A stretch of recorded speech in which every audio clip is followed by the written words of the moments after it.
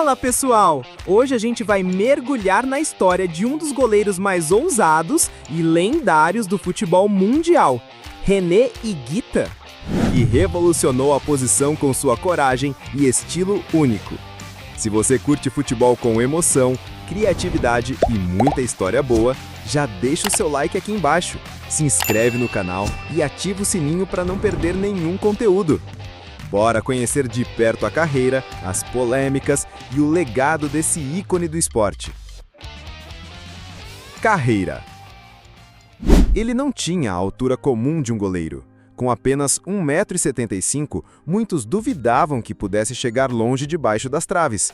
Mas René Higuita, nascido em Medellín no dia 27 de agosto de 1966, sempre foi um personagem fora do comum. Sua jornada no futebol começou em 1985, no Millonarios de Bogotá. Um ano depois, ele se transferiu para o Atlético Nacional, clube onde escreveria as páginas mais gloriosas de sua carreira. Foi em 1989 que o mundo parou para prestar atenção naquele goleiro diferente. Jogando como um verdadeiro líbero, Higuita não se limitava à grande área. Com a bola nos pés e uma ousadia rara, ele ajudou o Atlético Nacional a conquistar a Copa Libertadores da América. Precisando vencer o Olímpia do Paraguai por 2-0 para levar a decisão aos pênaltis, o Nacional contou com a frieza e o talento de Higuita. Ele defendeu 4 cobranças, marcou um gol e entrou para a história como um dos grandes heróis daquele título. No Mundial Interclubes do mesmo ano, brilhou novamente, mas não conseguiu evitar a derrota para o poderoso Milan de Rijkaard e Van Basten.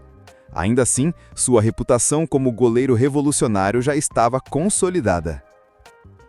Em 1991, tentou a sorte na Europa, no Real Valladolid, da Espanha. Mas a adaptação foi difícil. Logo retornou ao Atlético Nacional, onde ainda viveria grandes momentos, como o vice-campeonato da Libertadores em 1995. Foi nessa edição que ele, mais uma vez, brilhou. Marcou um gol de falta contra o River Plate na semifinal e, nos pênaltis, defendeu uma cobrança decisiva, levando o time à final. A taça não veio, mas o mito crescia. A carreira de Higuita seguiu cheia de voltas e reviravoltas. Em 1997, foi para o futebol mexicano atuando pelo Tiburones Rojos. Depois, voltou à Colômbia, passou por diversos clubes, entre eles Independiente Medellín, Real Cartagena, Atlético Júnior e Deportivo Pereira. Também vestiu a camisa do Aucas, no Equador, mas em 2004 enfrentou um dos momentos mais difíceis de sua vida. Foi flagrado no antidoping com traços de cocaína e acabou suspenso. Mesmo assim, o espírito guerreiro falou mais alto. Em 2007, voltou aos gramados, agora pela equipe venezuelana Guaros de Lara. No ano seguinte, conquistou o título da Série B do Campeonato Colombiano com o Deportivo Rio Negro e voltou à primeira divisão com o Deportivo Pereira. Com a camisa da Colômbia, René Higuita disputou 68 partidas, marcou 3 gols e viveu momentos que marcaram para sempre a memória do futebol. Ele foi o goleiro titular da seleção na Copa do Mundo de 1990 e, como sempre, deixou sua marca, para o bem e para o mal. Na fase de grupos daquele Mundial, Higuita chamou a atenção do planeta com suas atuações seguras e, claro, com sua irreverência. Defendeu um pênalti contra a Iugoslávia e ainda teve coragem de aplicar um chapéu no alemão Rudi Völler. Era o espírito livre do goleiro líbero em ação, ajudando a Colômbia a avançar para as oitavas de final. Mas foi justamente ali que veio o episódio mais controverso da sua carreira. Em uma jogada arriscada contra Camarões, Higuita tentou sair jogando com a bola nos pés, como fazia com frequência. Tentou driblar Roger Milla e perdeu. O atacante aproveitou e marcou o gol que eliminaria os colombianos do torneio. A crítica caiu pesada sobre Higuita. Ele foi apontado como grande culpado pela eliminação. Mesmo com o erro, Higuita não deixou de ser convocado. Seguiu defendendo a Colômbia, participou de mais 3 edições da Copa América e integrou o grupo que encantou o mundo antes da Copa de 1994, com um futebol leve, alegre e ofensivo. Mas em 1993, a vida fora dos gramados o afastou do Mundial seguinte. Acusado de envolvimento em um sequestro, passou 6 meses preso. Depois, foi inocentado e recebeu uma indenização. Mas já era tarde, perdeu a chance de disputar mais uma Copa do Mundo. Apesar de tudo, Higuita ainda protagonizaria um dos momentos mais icônicos da história do futebol. Em 1995, num amistoso contra a Inglaterra, realizou a famosa defesa do escorpião. Em um salto teatral, bloqueou um chute com os calcanhares por trás da cabeça, como se fosse o ataque de um escorpião. O lance foi eleito mais espetacular da história pelo site inglês Footboots e ficou marcado na lista dos 100 maiores momentos do esporte do canal Channel 4. Porque com Higuita, o impossível sempre parecia possível, e o futebol, mais do que um jogo, era um espetáculo. Aposentadoria. O dia 24 de janeiro de 2010 marcou o fim de uma era. Aos 43 anos, René Higuita se despedia oficialmente dos gramados e, como não poderia deixar de ser, do seu jeito, com espetáculo, irreverência e emoção. A despedida aconteceu em Medellín, sua cidade natal, no estádio Atanásio Girardot, a casa do Atlético Nacional, clube que mais marcou sua carreira.